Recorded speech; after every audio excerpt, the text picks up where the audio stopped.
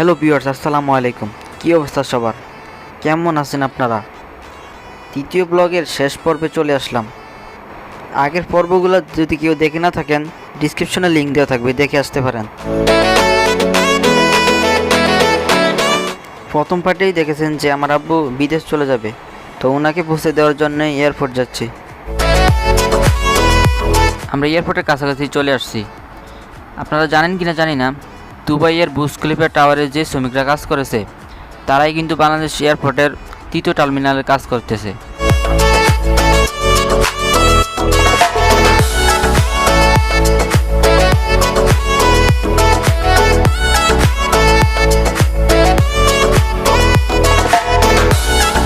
ছোটবেলা থেকে একটা ইচ্ছা আছে বিমানে ওঠার।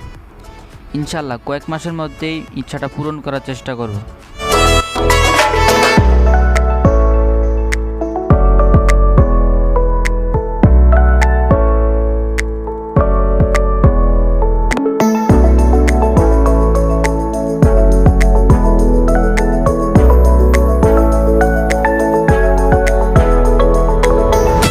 এয়ারপোর্টের একদম সামনে চলে আসছি।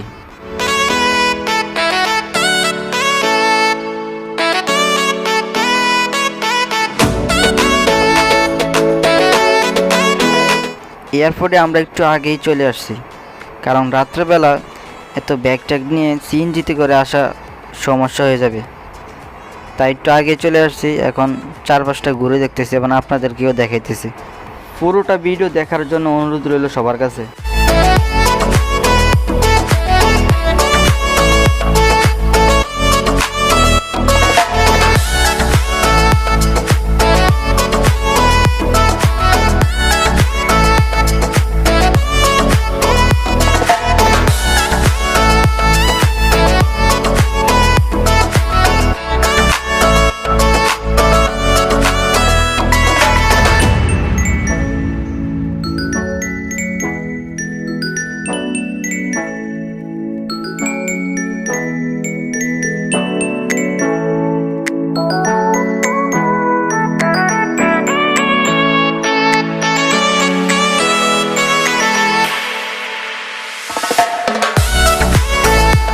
এখন রাত হয়ে গেছে, আব্বুর ফ্লাইটের সময় হয়ে গেছে, তো উনি লাইনে দাঁড়িয়ে আছেন ভিতরে ঢোকার জন্য। আমি এখানে কিছুক্ষণ থাইকা এরপরে চলে যাব, আবার কালকে সকালে চাঁদপুরের দিকে রওনা দেব।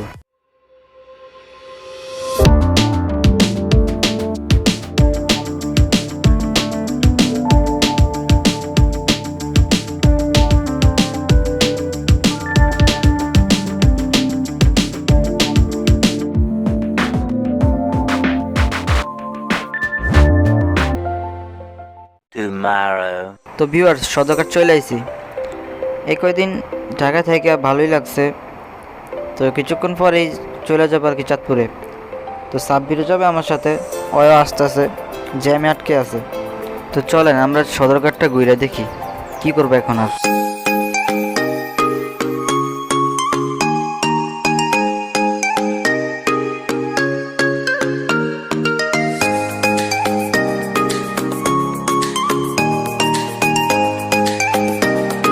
এই যে লঞ্চটি হলো ঢাকা চাঁদপুর রোডের একটি নতুন লঞ্চ, আসা যাওয়া এক। শুনছি লঞ্চটি নাকি অনেক ভালো সার্ভিস দেয়, দেখা যাক একদিন উঠবো। আজকে আমরা যাচ্ছি ইমাম হাসান সাথে করে।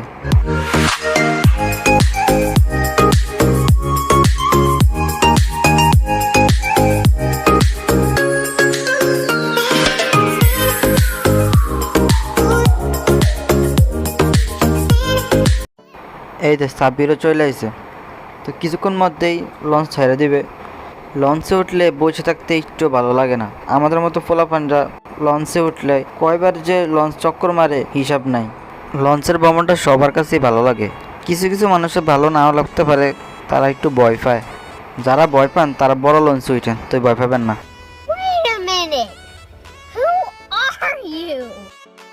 পাশের লোকটা হাইটা দিতেছিল, আমাদের ভিডিও করা দেখে উনি তাকাইছিল। লঞ্চে উঠলে সবার আগে লঞ্চের ছাদে যাই, লঞ্চের ছাদ থেকে চারদিকটা সেইরাম দেখা যায়। সাব্বিরে বলছিলাম একটা ভিডিও করে দে, এই তার ভিডিওর নমুনা। আমার সুন্দর একটা ভিডিও উপহার দিয়েছে। যাক ব্যাপার না।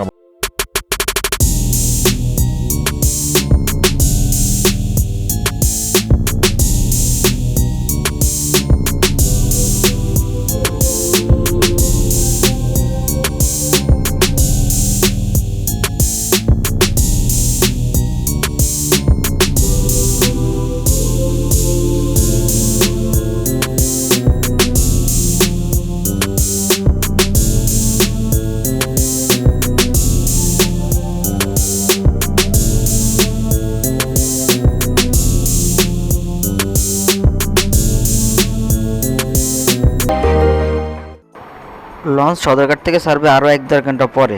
আমরা এখন আসছি ইমাম হাসান সাথে। এটার আগে একটা ছিল, ওই লঞ্চটা ছোট ছিল যার কারণে ওইটাতে উঠি নাই।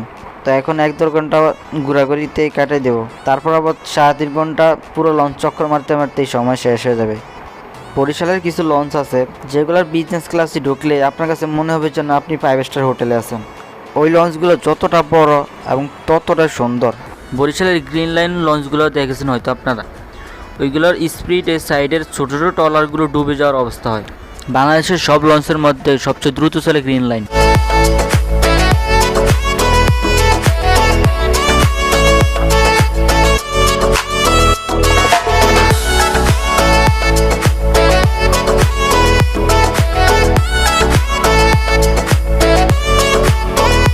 কিছুক্ষণের মধ্যেই লঞ্চটি ছেড়ে দেবে, তা আমাদের সাথেই থাকুন এবং অস্থির কিছু মুহূর্ত উপভোগ করুন।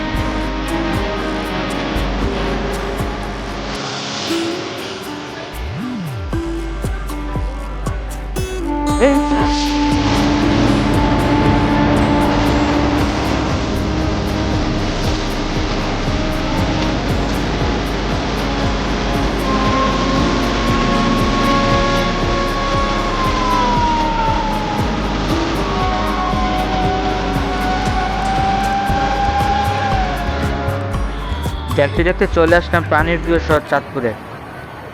তো ভিডিওটি শেষ পর্যায়ে চলে আসছি। সবাই ভালো থাকবেন, সুস্থ থাকবেন, দেখা হবে পরবর্তী ব্লগে। আল্লাহ হাফেজ।